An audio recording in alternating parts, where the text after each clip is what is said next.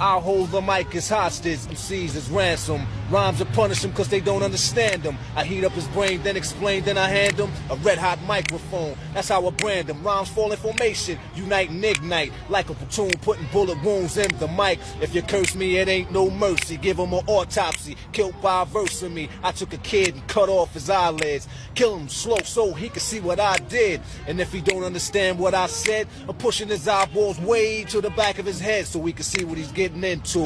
A part of the mind that he never been through. The journey is coming cause you're getting sent to a place harder to find, but it's all in the mental. I run a brain scan to locate his game plan. When I'm through with his brain, he ain't the same man. Did he lose his mind or lost in his mind? But this ain't the lost and found because you can't find your foundation. Coasting, your mind is drifting in slow motion, frozen. Looks like another murder after Mardi Gras, B. Too late to send out a search party. Once you're out of your head, then you can't get back. I give them a map, but they still get trapped. So prepare the chamber. The torch is coming up. Trip through the mind. At the end is the Punisher. You know what I'm saying? Well,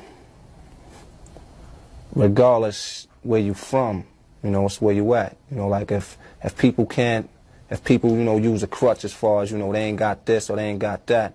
You know, that's everything else is material. You know what I'm saying? As long as they got their physical form in their mind, whatever they want to happen can happen. You know, and I express that too.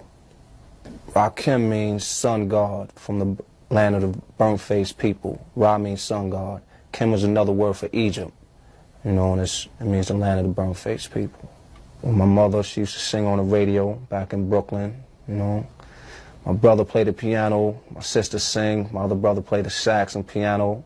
I played the sax and drums, you know, so it's like, it helps me a lot when, you know, I sit down and write rhymes. I know different musical backgrounds and things of that nature.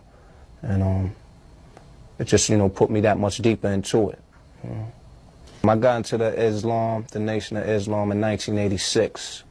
You know, what inspired me is, you know, I was at the point where I needed something to, you know, uplift my world as far as, you know, I had to go to the next level. I'm saying I was tired of running in the streets. You know, I just needed something, you know, to give me a little more self-esteem. And that's what it did. And I'm the type of brother, I couldn't keep a job. You know what I'm saying? I work for about 2 or 3 weeks, get a check, and I'll move on. You know, so, like I said, at that point, I needed Islam, you know, slow me down a little bit and take life a little more serious, you know. Once you deal with the mental, you know what I'm saying, then everything else speaks for itself. Once you tell somebody, you know, how powerful their mind is, and they think about it, then they start to utilize it, you know what I'm saying? Then they realize, you know, man, I can do this. I ain't got to ask, you know, I ain't got to put my hands together and look up and ask nobody for a job. I'm going to get up and I'm going to go get a job or do what I got to do, you know, to make ends meet. I concentrate on it all the time, you know what I'm saying? Because it's like what I do when I'm writing, I'm putting down my life, you know what I'm saying? And, you know, I don't believe in writer's block, so when I get to the point where, you know, I'm getting slow on the ink, I just put the pen down, then I go back out in the world and live. So, you know, I'm not rhyming, I'm just thinking, you know what I'm saying? So when I get back to the paper, I got more life to put down. I try to keep everything dealing with, you know, reality, you know what I'm saying? Just things that take place. Like I can be riding up a block, you know, somebody that's sitting next to me that's riding with me might, you know, think it's just a regular block. But, you know, what I see is like, you know, I see the way a kid is walking up the block, and I try to think about what he's thinking about. You know what I'm saying? If I see a kid walking real slow, I can put it in a, you know, rhyme form. You know what I'm saying? His feelings. You know what I'm saying? I can see an area that's like burnt down or whatever. You know what I'm saying? What I try to do is picture life before it burnt down and where the people that was staying there, you know, what happened to them when it got, you know what I'm saying? It's like I try to look through things and, you know, come up with something different. Or I'll be, you know, I be cooling. You know, they be bugging on me because I be cooling.